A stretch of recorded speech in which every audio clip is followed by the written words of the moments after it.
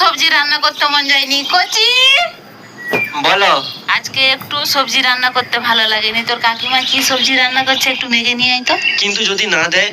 আরে দেখবি ঠিক দিয়ে দিবে। ঠিক আছে। কাকিমা, বল কি হয়েছে? কাকিমা, আমার মা ভেন্ডির সবজি রান্না করছে, আর আমার ভেন্ডির সবজি একটুও পছন্দ নয়, খেতে পারিনি একটুও। বলি তোমাদের কি সবজি হয়েছে একটু দাও না। ভেন্ডির সবজি একটুও পছন্দ নয়? না। দাঁড়া, रुको जरा सबर करो।